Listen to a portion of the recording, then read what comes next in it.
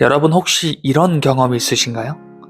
분명히 충분히 고민했고 이성적으로 판단했다라고 믿었는데 결과는 늘 비슷하게 흘러가는 그런 느낌 말이죠. 이번엔 다를 거야 라고 다짐했지만 어느 순간 보면 또 같은 선택, 또 같은 패턴 속에 서 있는 자신을 발견하는 그런 경험 말입니다. 이 질문에 아주 불편한 답을 던진 한 사람이 있습니다. 20년 넘게 기업 CEO, 글로벌 리더, 미군 특수부대, 그리고 올림픽 선수들의 의사결정 훈련을 맡아온 뇌과학자 크리스 나이바우어. 여러분은 오늘도 어제보다 더 나은 오늘을 선택하셨습니다. 그는 사람들에게 더 똑똑해지는 법을 가르친 사람이 아니었어요. 오히려 사람들이 얼마나 자신의 생각을 과대평가하고 있는지를 집요하게 파헤친 인물이었죠. 그가 내린 결론은 단순하지만 아주 충격적입니다. 인간은 생각해서 선택하는 존재가 아니라 이미 내려진 선택을 생각으로 정당화하는 존재다. 즉, 여러분이 내가 결정했다고 믿는 그 순간에도 뇌 속에서는 이미 결론이 나 있었을 가능성이 높다라는 뜻이에요. 나이바우어는 이 보이지 않는 자동 시스템을 언뇌라고 부릅니다. 여러분이 의식하지 못하는 사이 감정과 습관, 과거의 기억과 두려움이 순식간에 판단을 내리게 되고 의식은 그 뒤에서 그럴듯한 이유를 만들어낼 뿐이라는 거죠. 그리고 더 중요한 사실 한 가지. 이 언뇌는 하루 이틀에 만들어진 게 아니라는 겁니다. 여러분이 지금까지 살아오며 무수히 반복해온 선택과 믿음이 차곡차곡 쌓여서 지금 이 순간에도 여러분의 인생을 자동으로 조종하고 있다는 거예요. 그리고 오늘 이 영상에서는 그 언뇌가 어떤 원리로 만들어졌고 어떻게 여러분의 인생 경로를 조용히 고정시켜 왔는지, 그리고 이 자동 시스템을 의식의 영역으로 끌어올려서 완전히 다른 선택을 가능하게 만드는 그런 구조를 처음부터 끝까지 하나씩 풀어보려고 합니다. 그렇다면 이 언어라는 자동 시스템은 대체 어떻게 우리 인생을 조정하고 있는 걸까요? 크리스 나이바우어는 이 질문에 대해 아주 단순한 구조를 제시합니다. 우리 뇌에는 두 개의 의사결정 회로가 있다고 해요. 하나는 빠르고 자동적이며 감정적인 뇌, 그리고 다른 하나는 느리고 논리적이며 의식적인 뇌. 문제는 우리가 나라고 믿고 있는 자아는 두 번째 뇌인데 실제로 운전대를 잡고 있는 건 첫 번째 뇌라는 사실이라는 거예요. 예를 하나 들어볼게요. 여러분이 누군가의 말을 듣는 순간 이상하게 거부감이 들었던 경험, 이게 설명할 수는 없지만 이 사람은 아닌 것 같아 라고 느꼈던 적 있으시죠? 그때 여러분의 의식은 아직 판단을 내리지 않았습니다. 이미 언뇌가 먼저 반응했고 의식은 그 감정을 이유로 포장하고 있을 뿐이라는 거예요.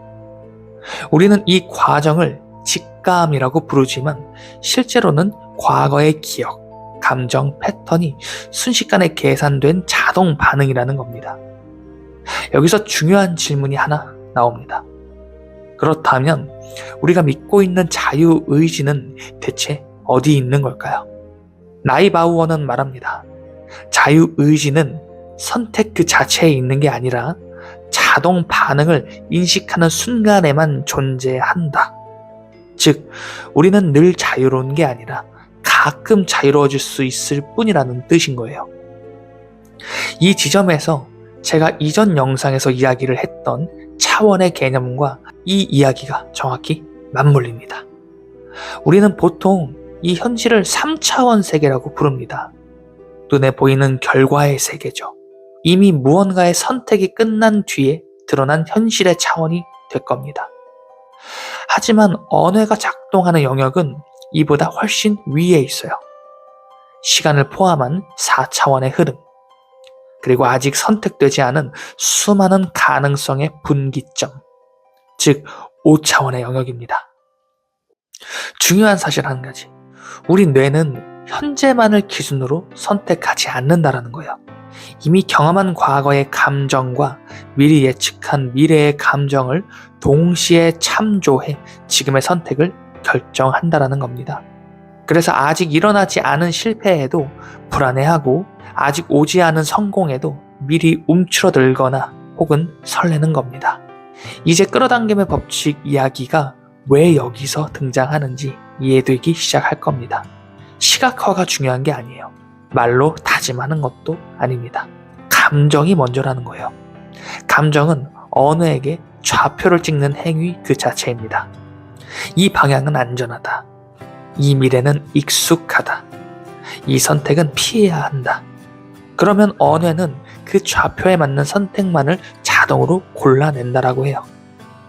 여러분이 의식적으로는 성공하고 싶다고 말하면서도 행동은 늘 제자리라면 그건 의지가 약해서가 아니라 언어의 좌표가 아직 과거에 고정돼 있기 때문이라는 거예요.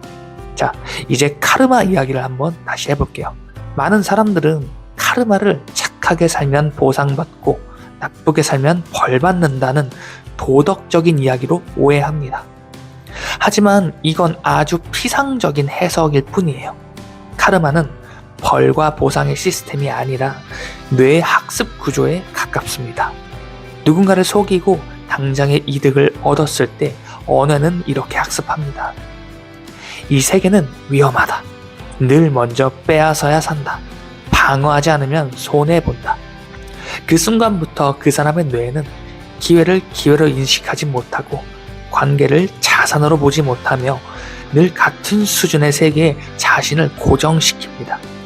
반대로 누군가의 성장을 돕는 선택을 했을 때 언어는 전혀 다른 메시지를 저장하게 되죠. 이 세계는 확장 가능하다. 나눠도 줄지 않는다.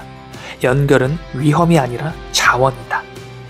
그리고 이 신호는 선택의 방향을 완전히 바꿉니다. 이게 바로 카르마의 작동 방식이에요. 중요한 건 이 모든 과정이 무의식적으로 일어난다는 겁니다. 여러분은 보상을 기대하지 않았을지도 모릅니다. 하지만 여러분의 뇌는 이미 다른 차원의 세계로 이동을 시작했습니다. 그래서 어떤 사람은 선을 베풀수록 인생이 넓어지고 어떤 사람은 이기적으로 살아도 결국 같은 문제, 같은 관계, 같은 한계로 되돌아오게 되는 겁니다. 도덕의 문제가 아니에요. 또 운의 문제도 아닙니다. 뇌가 머무는 세계의 문제 그 자체인 거죠. 이제 아주 중요한 지점에 여러분은 도착했습니다. 그렇다면 이 언어는 바꿀 수 있을까요? 나이바우어의 대답은 의외로 간단합니다. 언어는 설득되지 않는다. 오직 반복으로만 재설정된다라는 거예요. 한 번의 결심으로 인생이 바뀌지 않는 이유가 여기 있습니다. 언어는 말을 믿지 않아요. 행동만 기억합니다. 아주 작은 선택, 아주 사소한 반응 하나가 언어에게는 새로운 세계의 증거 그 자체가 되는 거예요. 그래서 이미 성공한 사람처럼 생각하라는 말은 자기 암시가 아니에요. 이미 성공한 사람처럼 선택하라는 그 말 그 자체입니다. 아주 작게, 아주 현실적으로 오늘 누군가를 돕는 선택 하나, 오늘 불편하지만 성장 쪽으로 향하는 결정 하나, 그 반복이 언어의 좌표를 바꾸고 그 좌표가 여러분의 인생 경로를 완전히 바꿉니다. 이제 제가 왜 이 영상을 만들었는지 이해되실 거예요. 이건 단순한 위로가 아닙니다. 단순한 동기부여도 아니에요. 그저 사용 설명서에 가깝습니다. 이 영상을 본 여러분은 이미 이전의 여러분과는 다른 상태에 있을 거예요. 왜냐하면 뇌는 한 번 인식한 구조를 다시 무시하지 못하기 때문입니다. 이제 선택은 아주 단순해요. 이 구조를 그럴듯한 이야기로 흘려보낼지 아니면 오늘 하루의 선택 하나를 조금 다르게 해석해 볼지, 여러분이 누군가를 일으켜 세울 때 여러분의 뇌는 더 넓은 세계로 이동합니다. 이건 응원이 아닙니다. 신념도 아니에요. 이 세계의 구조 그 자체를 가리키는 겁니다.